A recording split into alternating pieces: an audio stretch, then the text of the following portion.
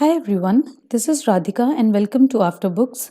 In the previous video, we discussed about inductive effect, electromagnetic effect and hyperconjugation.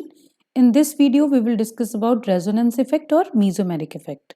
Now resonance उस जगह पर आती है जब एक सिंगल स्ट्रक्चर से एक मॉलिक्यूल के एक स्ट्रक्चर से हम उस मॉलिक्यूल की सारी प्रॉपर्टीज को एक्सप्लेन नहीं कर सकते, तब हमें रेजोनेंस की नीड पड़ती है। जैसे सिंपलेस्ट एग्जाम्पल इज बेंजीन। तो यहाँ पे वी कैन सी कि हमारे पास क्या बन रहे हैं, ऑल्टरनेट डबल सिंगल बॉन्ड्स बन रहे हैं। तो अगर मैं यहाँ पर दिस एंड दिस कार्बन, इन दोनों कार्बन की ये वाली बॉन्ड लेंथ देखूं तो मैं ये एक्सपेक्ट कर रही हूँ कि यहाँ पे it should be a proper carbon carbon single bond length. और अगर ये वाले कार्बन और ये वाले कार्बन के बीच में जो जो दो बॉन्ड्स हैं, अगर हम इनको देखें तो ये एक डबल बॉन्ड है। इसका मतलब यहाँ पे carbon carbon bond length should be equal to जो डबल बॉन्ड में होती है। इसका मतलब बेंजीन के केस में हम ये एक्सपेक्ट कर रहे हैं कि हमारे पास दो तरह की कार्बन कार्बन बॉन्ड लेंथ होनी चाहिए, एक कार्बन कार्बन सिंगल बॉन्ड की और एक कार्बन कार्बन डबल बॉन्ड की। बट जब हमने इसके स्ट्रक्चर को एक्चुअल में देखा, स्पेक्ट्रोस्कोपी करी या इसके स्ट्रक्चर को जब हमने देखा, एनालाइज किया, तो कंक्लूजन ये निकला कि यहाँ पर सारी की सारी carbon carbon bond lengths same होती हैं। मतलब हमें two types of bond lengths यहाँ पे देखने को नहीं मिलती। बट अगर हम ये पर्टिकुलर एक स्ट्रक्चर से देखें, ये तो हमें कुछ और ही बोल रहा है, बट जो एक्चुअल कंक्लूजन हमने डिराइव किया, जो एक्चुअलिटी है, जो फैक्ट है, वो तो ये एक्सप्लेन नहीं कर रहा। इसका मतलब there will be some another structure, कोई और स्ट्रक्चर भी होगा इसका जो पॉसिबल होगा। तो जो सेकंड स्ट्रक्चर पॉसिबल है वो है ये। तो बेंजीन के टू स्ट्रक्चर्स पॉसिबल हैं, ऑल्टरनेट डबल सिंगल बॉन्ड्स ही हैं दोनों में। बस जहाँ पे पहले सिंगल बॉन्ड था कार्बन कार्बन में, अब वहाँ डबल हो गया, जहाँ डबल था वहाँ सिंगल हो गया। तो ये दोनों के दोनों स्ट्रक्चर्स इंडिविजुअली हमें इस चीज़ को एक्सप्लेन नहीं कर पाएंगे कि कार्बन कार्बन बॉन्ड लेंथ सब इक्वल क्यों है। बट अगर हम इन दोनों स्ट्रक्चर्स का एक मिक्स्ड स्ट्रक्चर बना दें, मतलब अगर एक ओवरऑल स्ट्रक्चर बना दें, तो उसको हम बोलेंगे रेजोनेंस हाइब्रिड। उस स्ट्रक्चर को हम रेजोनेंस हाइब्रिड बोलेंगे। तो वो हमें किस तरह से दिखेगा कि ये है 6 कार्बन एटम्स और जो इलेक्ट्रॉन चार्ज डेंसिटी है वो यहाँ से लेकर यहाँ तक सारी वेरी कर रही है। So the electron charge density is basically on all the carbon atoms. Basically it is above and below the plane. अभी 2D में रिप्रेजेंटेशन थोड़ा मुश्किल हो जाएगा। अदरवाइज यू कैन इमेजिन कि जो बेंजीन रिंग है वो प्लेन ऑफ द स्क्रीन में है, तो जो पाई इलेक्ट्रॉन डेंसिटी है वो above the plane of screen and below the plane of screen होगी, इस तरह से होगी।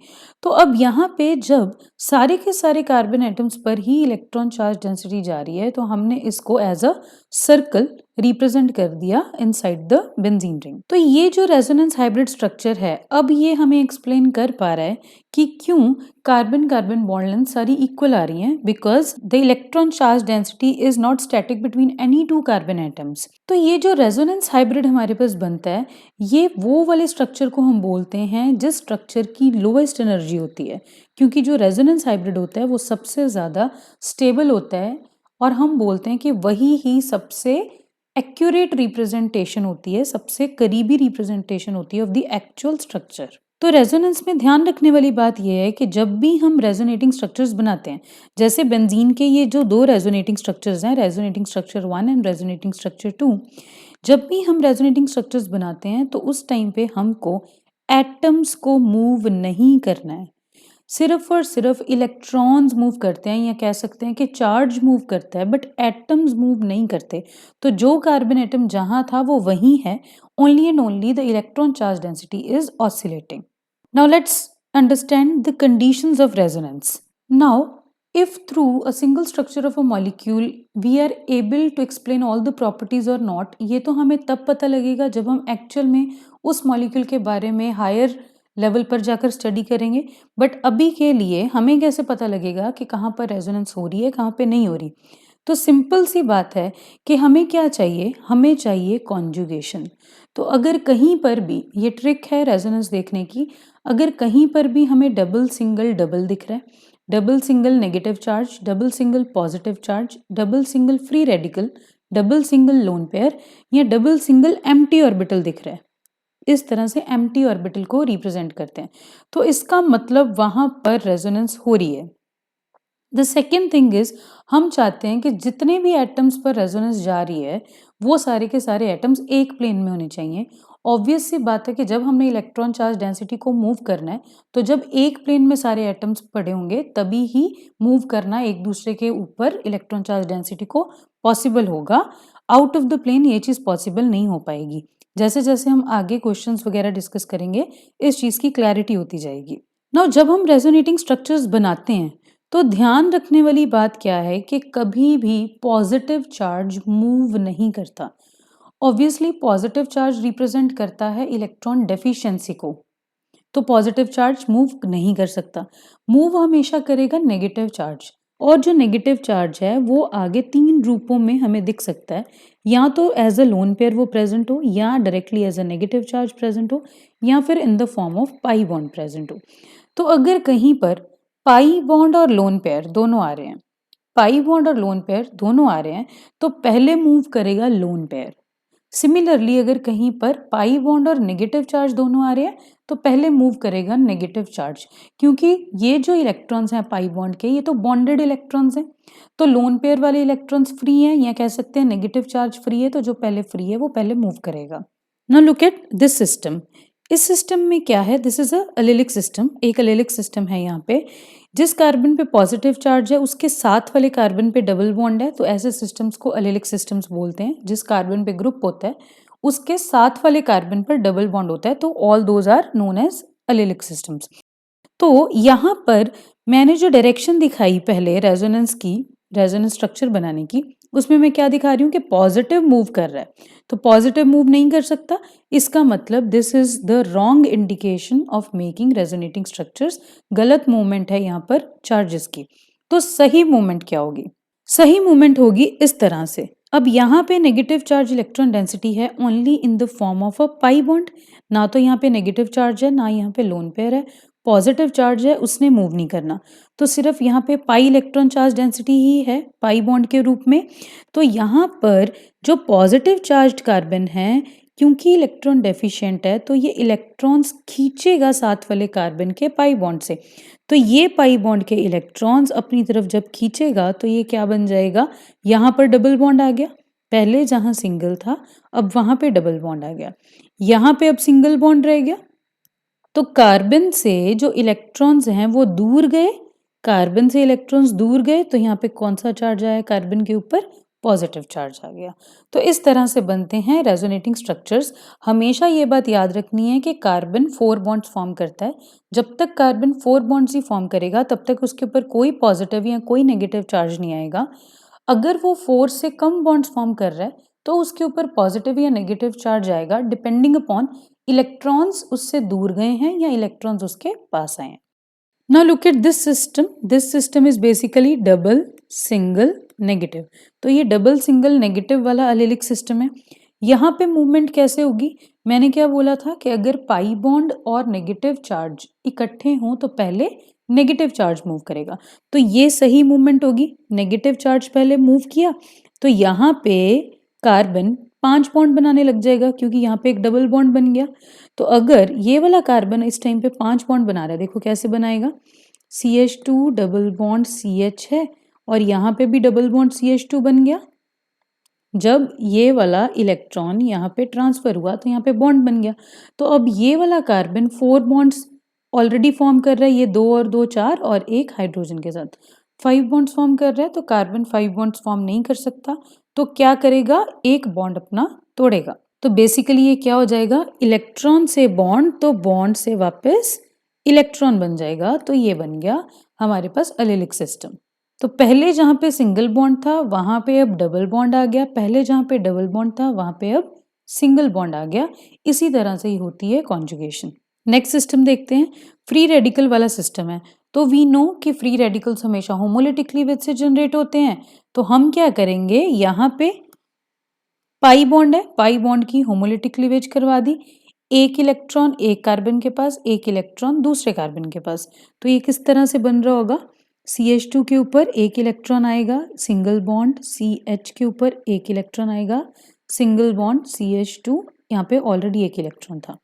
ना ये इलेक्ट्रॉन एक बॉन्ड बनाने के लिए 2 इलेक्ट्रॉन चाहिए, 2 हैं, आपस में बॉन्ड बना लेंगे, तो यहाँ पे कौन सा बॉन्ड बन जाएगा?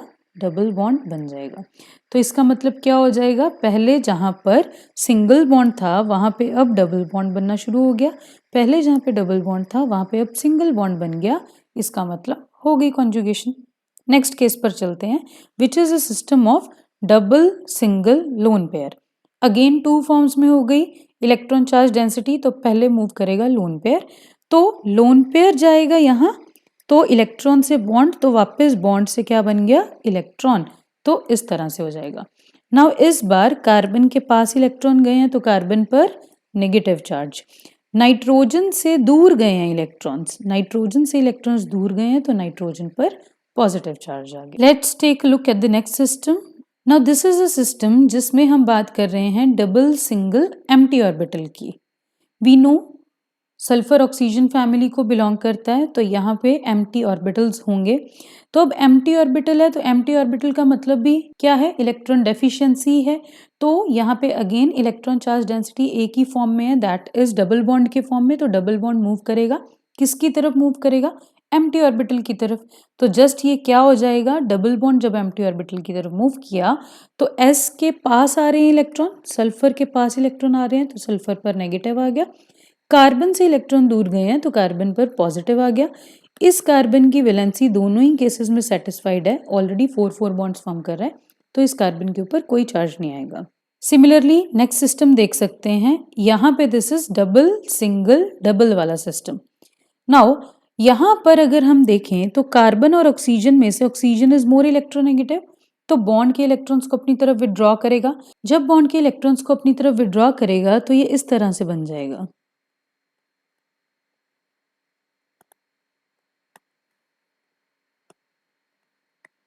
O पर कौन सा चार्ज आएगा? नेगेटिव। CH पर कौन सा चार्ज आएगा? पॉजिटिव।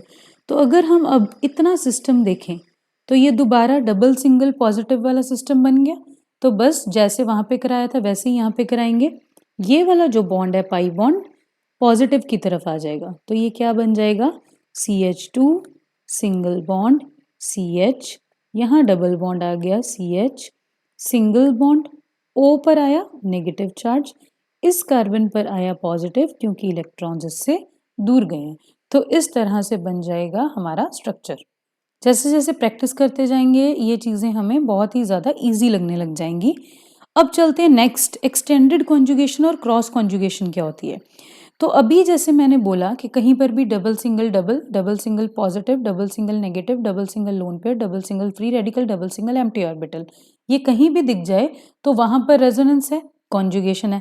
सिमिलरली अगर एक्सटेंडेड कॉन्जुगेशन या क्रॉस कॉन्जुगेशन की बात कर रही हूँ तो जस्ट आपने क्या करना है, वहां पे देखना है कि एक्सटेंड तो नहीं हो रही कॉन्जुगेशन, मतलब double single positive, double single negative, इस तरह से, मतलब we have just extended the double single. तो यहाँ पर अगर हम देखें तो this is what, double single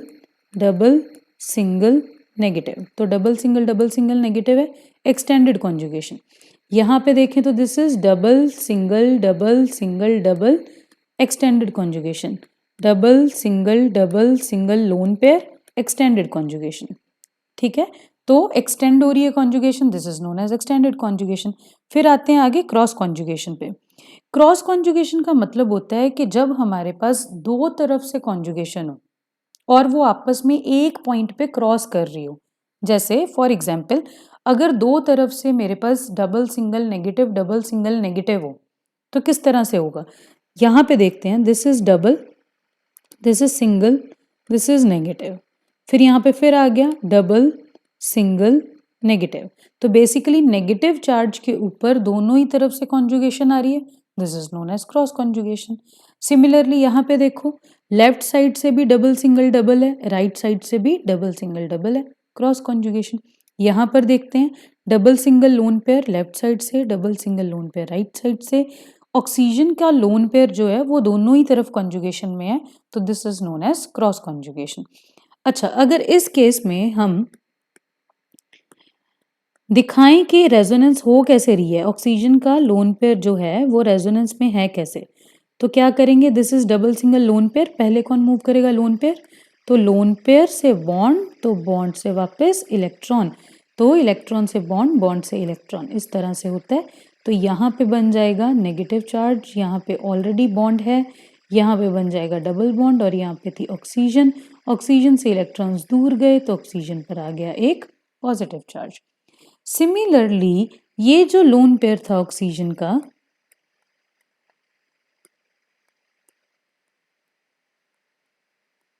ये राइट साइड में भी कॉन्जुगेशन में है, रेजोनेंस में है, तो ये क्या आएगा, इलेक्ट्रॉन से बॉन्ड, तो बॉन्ड से वापस इलेक्ट्रॉन, तो ये क्या बनता हुआ दिखेगा हमें, ऑक्सीजन।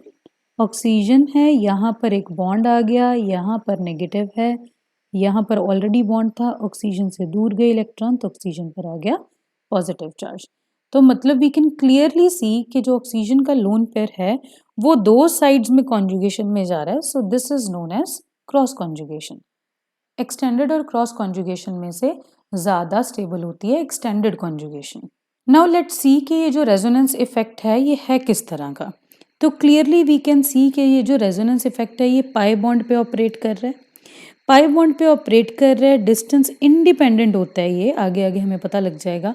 परमानेंट इफेक्ट होता है और इसमें एक्चुअल में चार्जेस डेवलप होते हैं। तो इंडक्टिव इफेक्ट में हमने क्या पढ़ा था, वो भी परमानेंट इफेक्ट था, बट वो सिग्मा बॉन्ड पर ऑपरेट करता है, वो डिस्टेंस डिपेंडेंट होता है। 3 कार्बन एटम्स के बाद हम इंडक्टिव इफेक्ट को इग्नोर कर देते हैं और वहाँ पर पार्शियल चार्ज डेवलपमेंट होती है। तो जिस तरह से हमने इंडक्टिव इफेक्ट में प्लस माइनस देखे, प्लस आई माइनस आई, उसी तरह से हाइपर कॉन्जुगेशन में देखे plus H minus H, similarly electromeric effect में प्लस ई माइनस ई, रेजोनेंस इफेक्ट या मीजोमेरिक इफेक्ट में भी हमारे पास आगे फर्दर ये 2 टाइप्स का इफेक्ट हो जाता है, प्लस एम माइनस एम कह लो या प्लस आर माइनस आर कह लो। तो बेसिकली प्लस एम का मतलब क्या है, प्लस एम का मतलब है कि अगर कोई ग्रुप अपने इलेक्ट्रॉन्स पाई बॉन्ड के थ्रू डोनेट कर रहा है तो वो ग्रुप प्लस एम है या वो प्लस एम इफेक्ट शो कर रहा है। ऑन द अदर हैंड अगर कोई ग्रुप इलेक्ट्रॉन्स को खींच रहा है अपनी तरफ थ्रू पाई बॉन्ड्स तो हम बोलेंगे कि वो वाला ग्रुप माइनस एम ग्रुप है। बहुत ही जल्दी हमें समझ में आ जाएगा एक ही बार समझने पर। तो देखते हैं, बेंजीन के ऊपर मैंने NH2 लगाया, इसको बोलते हैं aniline, common name is aniline. तो क्लियरली यहाँ पर हम देख सकते हैं कि हमारे पास क्या है, डबल सिंगल लोन पेयर। तो डबल सिंगल लोन पेयर हमें दिख रहा है, इसका मतलब हमें पता लग गया कि यहाँ पर रेजोनेंस तो होगी। अब रेजोनेंस होगी तो करवानी किस तरह से है रेजोनेंस, फर्स्ट रेजोनेटिंग स्ट्रक्चर्स बनाते हैं, इस तरह से एरो लगाते हैं हम दो रेजोनेटिंग स्ट्रक्चर्स के बीच में। तो पहले कौन मूव करेगा, लोन पेयर मूव करेगा या पाई बॉन्ड, पहले लोन पेयर मूव करेगा, बिल्कुल। तो लोन पेयर से क्या बनाना है हमें, बॉन्ड। तो इलेक्ट्रॉन से बॉन्ड बनाया तो ये वाले कार्बन की वैलेंसी एक्सीड हो जाएगी, इस कार्बन की वैलेंसी एक्सीड नहीं करना चाहते तो इसका एक बॉन्ड तोड़ देंगे। कौन सा बॉन्ड तोड़ेंगे, पाई बॉन्ड, क्योंकि सिग्मा बॉन्ड को तोड़ना तो डिफिकल्ट होता है। तो इलेक्ट्रॉन से बॉन्ड बनाया तो बॉन्ड से वापस इलेक्ट्रॉन बना दिया, तो हमें क्या दिखेगा, ये बॉन्ड एज सच, ये बॉन्ड एज सच, यहाँ पे आ गया डबल बॉन्ड NH2, ठीक है। नाइट्रोजन से दूर गए इलेक्ट्रॉन्स तो नाइट्रोजन पर आ गया एक पॉजिटिव चार्ज, यहाँ पर क्या आ गया, एक नेगेटिव चार्ज। अब अगेन ये हमें क्या दिख रहा है यहाँ पर,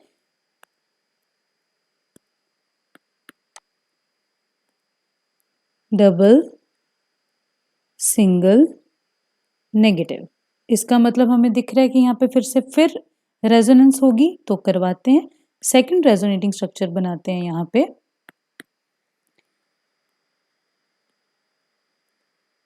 डबल बॉन्ड NH2 यहाँ पर एज इट इज रहेगा, पॉजिटिव है इस पर, ओके। अब यहाँ पर क्या होगा, अगेन इलेक्ट्रॉन से बॉन्ड, तो इस बार ये वाले कार्बन की वैलेंसी एक्सीड हो जाएगी, तो एक बॉन्ड टूटेगा, बॉन्ड से इलेक्ट्रॉन, तो यहाँ पर ऑलरेडी बॉन्ड था, यहाँ पर हमने इस बार बॉन्ड बना दिया और यहाँ पर आ गया एक नेगेटिव चार्ज।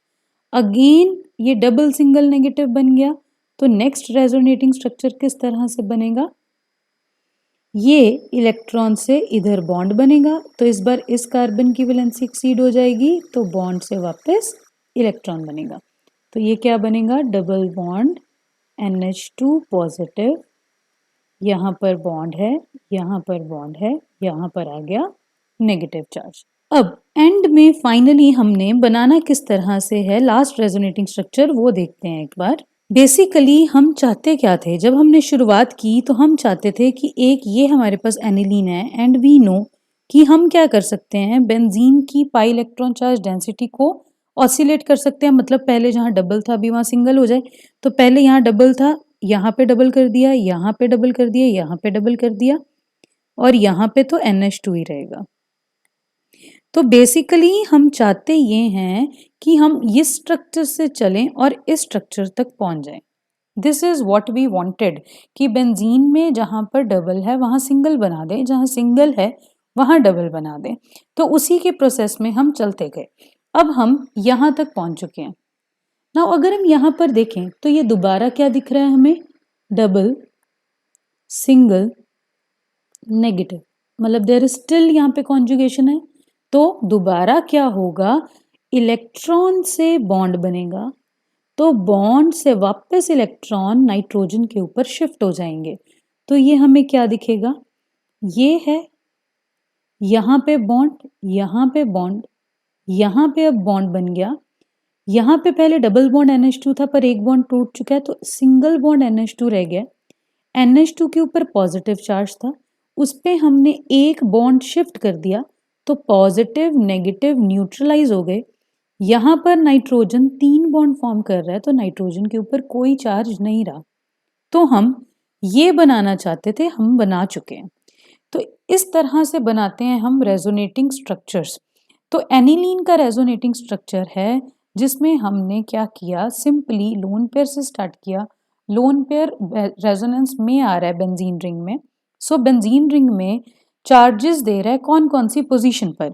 तो अगर ये है बेंजीन रिंग और इसके ऊपर कोई भी ग्रुप लगा है, तो इस केस में ये वाला जो कार्बन है, जिस कार्बन के ऊपर ग्रुप लगा है, इसको हम बोलते हैं इप्सो कार्बन। ये जो एडजेसेंट कार्बन एटम्स हैं, इन दोनों को बोलते हैं ऑर्थो। इसके साथ वाले कार्बन्स को बोलते हैं मेटा। और ये जो ग्रुप के बिल्कुल पैर में लगे है, इसको बोलते हैं हम पैरा। सो बेसिकली एक बेंजीन रिंग में हमारे पास 2 पोजीशंस होती हैं, 3 पोजीशंस होती हैं, 2 ऑर्थो, 2 मेटा और एक पैरा पोजीशन। तो अगर हम देखें एनिलीन के केस में जो नेगेटिव चार्ज डेवलप हो रहा है वो एक बार ऑर्थो पर डेवलप हो रहा है, फिर देन उसके बाद पैरा पर डेवलप हो रहा है एंड देन अगेन यहाँ पर ऑर्थो पर डेवलप हो रहा है, इसी तरह से हो रहा है। So this is a very important point जब हम मीजोमेरिक इफेक्ट या रेजोनेंस इफेक्ट की बात करते हैं। अब वापस नोट्स पर चलते हैं हम, यहाँ से आपको क्लैरिटी मिलेगी। इस तरह से एनिलीन के स्ट्रक्चर्स हमने बनाए, रेजोनेटिंग स्ट्रक्चर्स। हमने क्या देखा कि ये जो ग्रुप है ये नेगेटिव चार्ज क्रिएट कर रहा है ऑर्थो पोजीशन पर भी और पैरा पोजीशन पर भी। इस तरह से बेंजीन होती है, ये वाला कार्बन इप्सो है, ऑर्थो है ये दोनों, फिर मेटा है और फिर पैरा है, ये हमने ऑलरेडी डिस्कस कर लिया। तो अगर कोई ग्रुप ऑर्थो और पैरा पोजीशन के ऊपर नेगेटिव चार्ज क्रिएट कर रहा है, तो इसका मतलब क्या है कि अगर हमने इलेक्ट्रोफाइल का अटैक करवाना है, इलेक्ट्रोफाइल मीन्स ऐसी चीज़ें जिनके ऊपर खुद के ऊपर तो पॉजिटिव चार्ज है बट उनको अट्रैक्शन किसके लिए है, नेगेटिव चार्ज के लिए। तो इसका मतलब ये जो ई पॉजिटिव इलेक्ट्रोफाइल है ये कहाँ जाके अटैक करेगा, जहाँ जहाँ नेगेटिव है।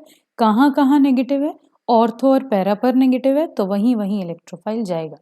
तो इसीलिए हम इस तरह के ग्रुप्स को बोलते हैं ऑर्थो पैरा डायरेक्टिंग ग्रुप्स। तो जब भी हम किसी ग्रुप को ऑर्थो पैरा डायरेक्टिंग बोलते हैं उसको हम बोलते हैं उस टाइम पे with respect to the electrophile. क्योंकि अगर मान लो कि यहीं पर हमें किसी न्यूक्लियोफाइल का अटैक कराना है, न्यूक्लियोफाइल मतलब ऐसी चीजें जिनके ऊपर खुद के ऊपर नेगेटिव है but they want positive charge, तो यहाँ पे वी कैन क्लियरली सी कि ऑर्थो और पैरा पर तो नेगेटिव चार्ज है, तो जहाँ ऑर्थो पैरा पर भी नेगेटिव, न्यूक्लियोफाइल पर भी नेगेटिव, तो बहुत ज़्यादा रिपल्शंस होंगी।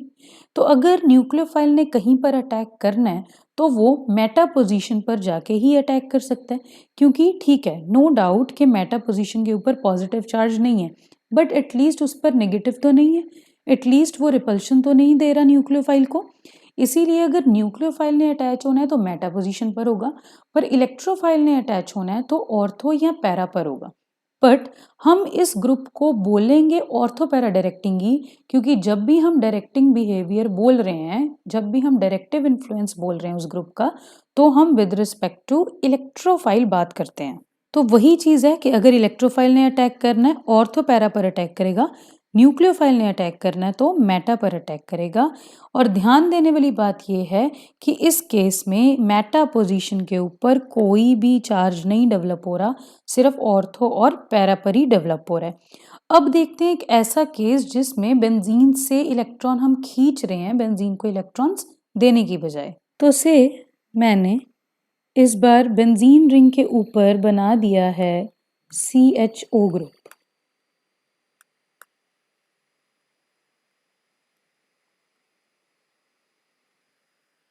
Okay, now again we can see कि यहाँ पे रेजोनेंस तो है, क्योंकि यहाँ पे हमें क्या दिख रहा है, डबल सिंगल डबल। तो डबल सिंगल डबल तो कॉन्जुगेशन है। तो अब यहाँ पे रेजोनेंस शुरू किस तरह से होगी, ऑक्सीजन पाई बॉन्ड के इलेक्ट्रॉन्स को अपनी तरफ विड्रॉ करेगा। जब ऑक्सीजन पाई बॉन्ड के इलेक्ट्रॉन्स को अपनी तरफ विड्रॉ करेगा तो ये वाला कार्बन इलेक्ट्रॉन डेफिशिएंट हो जाएगा, तो ये आगे से इलेक्ट्रॉन्स खींचेगा, कौन से, पाई बॉन्ड के इलेक्ट्रॉन। तो ये किस तरह से होगा इस बार, यहाँ पे ऑलरेडी बॉन्ड है, यहाँ पे बॉन्ड है, यहाँ पे आ गया डबल बॉन्ड, कार्बन, कार्बन के साथ लगा H, कार्बन के साथ लगा ऑक्सीजन, ऑक्सीजन पर आ गया इस बार नेगेटिव चार्ज, क्योंकि उसने बॉन्ड के इलेक्ट्रॉन्स को अपनी तरफ विड्रॉ किया। नाउ इस कार्बन को अगर हम देखें तो इस कार्बन से दूर गए हैं इलेक्ट्रॉन्स, तो इस बार इस कार्बन पे कौन सा चार्ज आ गया, एक पॉजिटिव चार्ज आ गया। नाउ अगेन हमें दिख रहा है कि यहाँ पे ये क्या बन चुका है, अब इस बार ये बन चुका है डबल सिंगल पॉजिटिव। तो डबल सिंगल पॉजिटिव बन गया, इसका मतलब स्टिल अगेन यहाँ पे रेजोनेंस होगी। सेकंड रेजोनेटिंग स्ट्रक्चर यहाँ पे बनाते हैं, किस तरह से बनेगा, यहाँ पे है बॉन्ड, यहाँ पे है double bond CHO negative, this is untouched. तो इस बार क्या होगा, पॉजिटिव चार्ज ने मूव नहीं करना, तो क्या होगा, जो डबल बॉन्ड है वो पॉजिटिव चार्ज की तरफ मूव करेगा। तो यहाँ पे हमें डबल बॉन्ड बनता हुआ दिखेगा, पॉजिटिव चार्ज कहाँ आ जाएगा, इस वाले कार्बन के ऊपर। नेक्स्ट देखते हैं रेजोनेटिंग स्ट्रक्चर नेक्स्ट कैसे बनेगा। Again we can see this is double single positive, तो अभी भी डबल सिंगल पॉजिटिव है तो रेजोनेंस होगी। अगेन पॉजिटिव मूव नहीं करेगा, तो क्या होगा, बॉन्ड मूव करेगा पॉजिटिव की तरफ। तो ये क्या बन जाएगा, यहाँ पर डबल बॉन्ड CO पर नेगेटिव है, यहाँ पर H है एज इट इज, तो यहाँ पर बॉन्ड है, यहाँ पे क्या है, बॉन्ड बन गया, इस बार यहाँ पे चार्ज आ गया, कौन सा, पॉजिटिव चार्ज। तो अगेन जब हमने शुरुआत की थी रेजोनेटिंग स्ट्रक्चर्स बनाने की, तब वी वांटेड कि हम बना क्या लें, एंड प्रोडक्ट हमें क्या चाहिए था, हमें चाहिए था कि बेंजीन में जहाँ पे पहले सिंगल बॉन्ड है वहाँ पे डबल आ जाए, जहाँ डबल है वहाँ सिंगल आ जाए। तो basically we wanted to make this, benzene के ऊपर CHO जब होता है इसको बेंजल्डिहाइड बोलते हैं। तो हमें बेसिकली क्या करना है, बेंजल्डिहाइड को ही दोबारा बनाना है, बस बेंजीन रिंग में जो इलेक्ट्रॉन चार्ज डेंसिटी है उसको शफल करना है। तो क्या होगा, यहाँ से ये खींचेगा बॉन्ड के इलेक्ट्रॉन्स को अपनी तरफ, तो इस वाले कार्बन पे दोबारा इलेक्ट्रॉन डेफिशिएंसी क्रिएट हो जाएगी, तो ये वापस इलेक्ट्रॉन्स को अपनी तरफ खींच लेगा। तो ये क्या बन जाएगा हमारे पास, बेंजीन।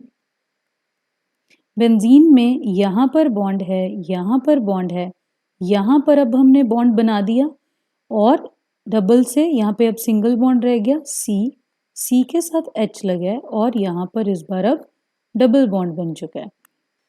तो बेसिकली हम जो चाहते थे वो हमने बना लिया। अब नोट्स पर चलते हैं, एक बार यहाँ पे देखते हैं किस तरह से एक्सप्लेन किया हुआ है। तो हम क्लियरली देख सकते हैं कि जो CHO ग्रुप है जो बेंजीन रिंग के ऊपर लगा है, ये बेंजीन से इलेक्ट्रॉन डेंसिटी को अपनी तरफ खींच रहा है। इट मीन्स ये एक -m इफेक्ट शोइंग ग्रुप है। एंड ये क्या कर रहा है, बेंजीन रिंग की ऑर्थो और पैरा पोजीशन पर पॉजिटिव चार्ज डेवलप करवा रहा है। इसका मतलब अगर इस केस में इलेक्ट्रोफाइल ने अटैक करना है, तो इलेक्ट्रोफाइल मतलब जिसके ऊपर खुद के ऊपर पॉजिटिव है, तो इस बार ऑर्थोपैरा पर भी पॉजिटिव, इलेक्ट्रोफाइल पर भी पॉजिटिव, तो इलेक्ट्रोफाइल तो ऑर्थोपैरा पे जा नहीं सकता, तो इलेक्ट्रोफाइल को अगर जाना है तो कहाँ जाएगा, मेटा पर जाएगा। तो इस तरह के ग्रुप्स को हम बोलते हैं मेटा डायरेक्टिंग ग्रुप्स। ठीक है, अगेन किसके विद रिस्पेक्ट टू, इलेक्ट्रोफाइल के विद रिस्पेक्ट टू। वहीं अगर हमने न्यूक्लियोफाइल की रिएक्शन करानी है यहाँ पर, तो अगर न्यूक्लियोफाइल को अटैक करना है तो कहाँ करेगा, न्यूक्लियोफाइल को तो इस बार ही क्या चाहिए, पॉजिटिव चार्ज ऑर्थोपैरा पर, तो न्यूक्लियोफाइल भी ऑर्थोपैरा पर। अगेन हम देख सकते हैं कि इस केस में भी कोई भी चार्ज मेटा पोजीशन पर डेवलप नहीं हुआ। इसका मतलब चाहे हम +m ग्रुप की बात करें, चाहे हम -m ग्रुप की बात करें, हमेशा ऑर्थोपैरा पर ही चार्ज आ रहा है, वो पॉजिटिव हो वो नेगेटिव हो, बट मेटा पर कभी कोई चार्ज नहीं आ रहा। तो यहाँ से एक बहुत ही इंपॉर्टेंट लाइन निकल के आती है, which is mesomeric effect never operates on Meta position. Meta position के ऊपर कभी भी मीजोमेरिक इफेक्ट ऑपरेट नहीं होता। इसकी एप्लीकेशन किस तरह से है, जब हम एसिडिक स्ट्रेंथ और बेसिक स्ट्रेंथ कंपेयर करेंगे तब हमें पता लगेगा कि इसको अप्लाई कैसे करना है इस कंसेप्ट को। तो बेसिकली हमने ये देखा कि अगर +m ग्रुप है तो वो बेंजीन को एक्टिवेट कर रहा है टुवर्ड्स इलेक्ट्रोफाइल। तो अगर इलेक्ट्रोफाइल ने वहां पर जाना है तो ऑर्थोपैरा पोजीशन पर जा सकता है। ऑर्थोपैरा डायरेक्टिंग ग्रुप्स बोलते हैं वैसे ग्रुप्स को। -m इफेक्ट है तो बेंजीन रिंग को डीएक्टिवेट कर रहा है टुवर्ड्स इलेक्ट्रोफाइल्स, तो अगर वहां पे इलेक्ट्रोफाइल ने जाना है तो मेटा पोजीशन पर जाएगा। सो जो दो तरह के ग्रुप्स हमारे पास निकल के आए +m और -m, वो यहाँ पे मैंने लिखे हुए हैं। OH, O के ऊपर लोन पेयर है, अगेन डोनेट करेगा बेंजीन को, N लोन पेयर डोनेट करेगा बेंजीन को। हलोजन कोई भी लगे लोन पेयर डोनेट कर सकता है बेंजीन को। C के ऊपर नेगेटिव है डायरेक्टली, तो बेंजीन को नेगेटिव चार्ज डोनेट किया जा सकता है। OR ग्रुप है, alkoxy group, again it can donate electrons. So basically in case of -m what we can see is कि अगर बेंजीन है और बेंजीन के ऊपर मान लो मैंने -m वाला कोई भी ग्रुप लगाया है, से मैंने CHO लगाया है, तो COH इस तरह से ही होता है CHO वाला ग्रुप। तो यहाँ पे वी कैन क्लियरली सी कि जो एटम बेंजीन के साथ डायरेक्टली अटैच है वो कार्बन है। Carbon is the atom which is directly attach to benzene ring. तो इस कार्बन के ऊपर कोई भी लोन पेयर नहीं है, कोई लोन पेयर नहीं है कार्बन के पास, so this will be a -m effect showing group. इस तरह से हम देख सकते हैं +m वो ग्रुप होगा जिसमें जो एटम डायरेक्टली बेंजीन के साथ अटैच है उसके ऊपर लोन पेयर हो। -m वो ग्रुप होगा जिसमें जो एटम डायरेक्टली अटैच है बेंजीन रिंग से उसके ऊपर लोन पेयर ना हो। This is one of the tricks to see if a group is +m और -m। सेकेंड थिंग जो हम यहाँ पे देख सकते हैं वो ये है कि अगर जो ग्रुप अटैच है उस ग्रुप में सारे सिग्मा बॉन्ड्स हैं, जैसे OH सिग्मा बॉन्ड, N के दोनों H के साथ सिग्मा बॉन्ड है, तो OR CH2 सारे सिग्मा बॉन्ड्स हैं, सारे सिग्मा बॉन्ड्स, तो हम बोल देते हैं कि वो ग्रुप +m है। ऑन दी अदर हैंड अगर जो ग्रुप बेंजीन रिंग के साथ अटैच है उसके पास वो जो ग्रुप है उसके पास कोई भी एक भी पाई बॉन्ड है, तो हम बोल देंगे कि वो वाला ग्रुप -m ग्रुप है। NO2 में देखो पाई बॉन्ड है, SO3H में पाई बॉन्ड होगा, CHO COH CONH2 सब में पाई बॉन्ड है, तो हमने इनको -m वाली कैटेगरी में रखा। सो इस तरह से we can see if a group is ortho para directing और मेटा डायरेक्टिंग। आगे चलते हैं हम लोकलाइज्ड या डीलोकलाइज्ड लोन पेयर पे। हमें कैसे पता लगेगा कि कोई लोन पेयर कब रेजोनेंस में इन्वॉल्व हो रहा है और कब नहीं हो रहा। टू केसेस से हम डिफरेंस पता करते हैं।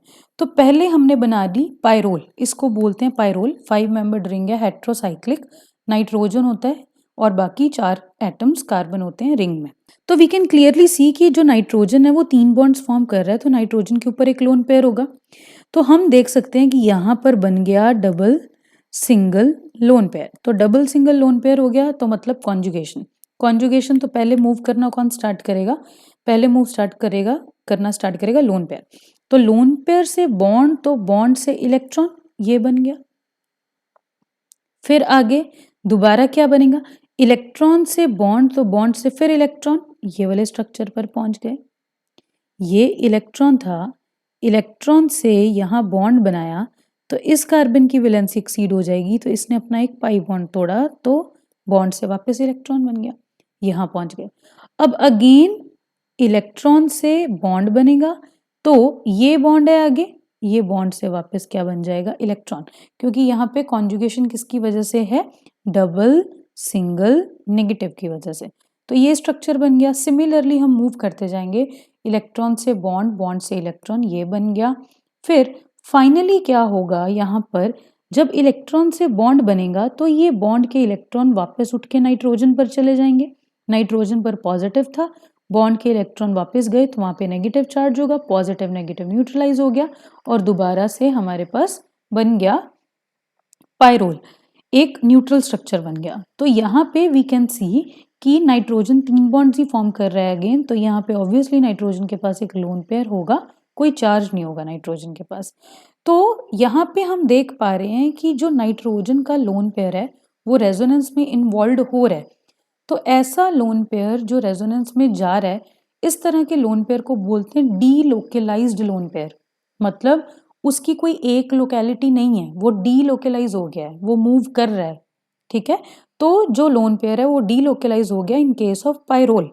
वहीं पर अगर हम पिरिडीन में देखें, this is pyridine, again heterocyclic ring है, 6 मेंबर्ड रिंग है, एक नाइट्रोजन है, 5 कार्बन एटम है। अगर हम यहाँ पे देखें तो वी कैन सी कि हमारे पास डबल सिंगल लोन पेयर है। ठीक है, तो डबल सिंगल लोन पेयर हमने देख लिया, तो हम बोल देंगे कि भाई यहाँ पर तो कॉन्जुगेशन हो रही है, रेजोनेंस हो रही है। तो हमने क्या किया? रेजोनेंस करवा ली। तो क्या होगा? लोन पेयर से बॉन्ड, तो बॉन्ड से वापस इलेक्ट्रॉन, ये बनेगा। अगर हमने ये बनाया तो इस पॉइंट ऑफ टाइम पे एक बार हम नाइट्रोजन को देखें, तो नाइट्रोजन इस टाइम पर 4 बॉन्ड बना रहा है, जिनमें से 2 सिग्मा बॉन्ड्स हैं और 2 पाई हैं। तो हाइब्रिडाइजेशन कैसे कैलकुलेट करते हैं? 2 सिग्मा बॉन्ड, इसका मतलब hybridisation is sp hybridisation. sp hybridisation का मतलब क्या होता है? लीनियर हो गया, मतलब बॉन्ड एंगल कितना हो गया? 180 डिग्री। तो ये कहने का मतलब यहाँ पे ये है कि this carbon, nitrogen and this carbon, ये तीनों एक स्ट्रेट लाइन में है, तो ही तो 180 डिग्री एंगल बनेगा। तो अगर यहाँ पे 180 डिग्री एंगल बन रहा है, sp हाइब्रिडाइजेशन है, तो प्लेनैरिटी तो है ही नहीं। जब प्लेनैरिटी ही डिस्टर्ब हो गई तो रेजोनेंस कहाँ से हो सकती है? क्योंकि हमने पहले ही डिस्कस किया था कि रेजोनेंस कराने के लिए कॉन्जुगेशन तो होनी चाहिए ही, बट साथ में प्लेनैरिटी भी होनी चाहिए। जैसे फॉर एग्जाम्पल आप ये बेंजीन बनाओ, इस बेंजीन में मैं इस तरह से बेंजीन के ऊपर पॉजिटिव चार्ज बना देती हूँ, और अगर मैं आपसे कहूँ कि ये पॉजिटिव चार्ज रेजोनेंस में है या नहीं, तो आप क्या कहोगे? देखो, अगर आप लेफ्ट साइड से देखो तो आपको ये क्या दिखेगा? Double single positive. तो लेफ्ट साइड से आपको ये डबल सिंगल पॉजिटिव दिख रहा है। ठीक है, आपको लग रहा है यहाँ पे रेजोनेंस होगी, करा के देख लो। तो आपने क्या किया, यहाँ पे किस तरह से रेजोनेंस होगी? बॉन्ड शिफ्ट होगा टुवर्ड्स पॉजिटिव चार्ज, तो इसका रेजोनेटिंग स्ट्रक्चर क्या बनेगा? यहाँ पर ऑलरेडी बॉन्ड है, यहाँ पर ऑलरेडी बॉन्ड है, अभी ये वाला बॉन्ड इधर शिफ्ट हो गया, तो यहाँ पर बॉन्ड है और पॉजिटिव चार्ज इस बार यहाँ आ गया। तो अगर हम देखें तो इस बार ये वाला कार्बन अगर हम यहाँ पे देखें तो again 2 sigma 2 pi bonds, sp hybridisation. sp मतलब ये कार्बन और ये कार्बन, ये तीनों के तीनों कार्बन एक लाइन में हो जाएंगे, मतलब प्लेनैरिटी तो डिस्टर्ब हो गई, हमें sp2 हाइब्रिडाइजेशन चाहिए थी, ऑल्सो कॉन्जुगेशन भी डिस्टर्ब हो गई। ये क्या बन गया? Double single double double. हमें डबल सिंगल डबल ही चाहिए था वापस जो बने। सिमिलरली यहाँ पे पिरिडीन के केस में क्या हुआ? पहले तो डबल सिंगल लोन पेयर था, जब हमने रेजोनेंस कराई तो ये क्या बन गया? Double single double double. तो हमें 2 डबल इकट्ठे नहीं चाहिए। सो इसका मतलब क्या है कि पिरिडीन के केस में जो लोन पेयर है वो डीलोकेलाइज नहीं हो पाएगा। डीलोकेलाइज नहीं हो पाएगा क्योंकि डीलोकेलाइजेशन होने से रेजोनेंस प्रॉपरली हो ही नहीं रही, कॉन्जुगेशन हो ही नहीं रही, प्लेनैरिटी भी डिस्टर्ब हो रही है सिस्टम की। इसका मतलब लोन पेयर अपनी जगह पर ही रहेगा, वो लोकेलाइज्ड रहेगा, जहां है वहीं रहेगा। तो इस तरह से हम देखते हैं लोकेलाइज्ड लोन पेयर और डीलोकेलाइज्ड लोन पेयर को। Otherwise the simple trick to see कि नाइट्रोजन के केस में लोन पेयर लोकेलाइज्ड है कि डीलोकेलाइज्ड है, तो क्या करोगे, सिंपली जो नाइट्रोजन है उसकी हाइब्रिडाइजेशन देख लो। तो पाइरोल के केस में अगर हम देखें तो नाइट्रोजन की हाइब्रिडाइजेशन इस पॉइंट ऑफ टाइम पर क्या है, 3 सिग्मा बॉन्ड है, 1 लोन पेयर है, तो sp3 हाइब्रिडाइजेशन है। sp3 हाइब्रिडाइजेशन है तो वी नो कि अगर लोन पेयर पाई बॉन्ड बनाएगा तो हाइब्रिडाइजेशन sp2 रह जाएगी। sp2 हाइब्रिडाइजेशन रह रही है तो मतलब प्लेनैरिटी हो रही है।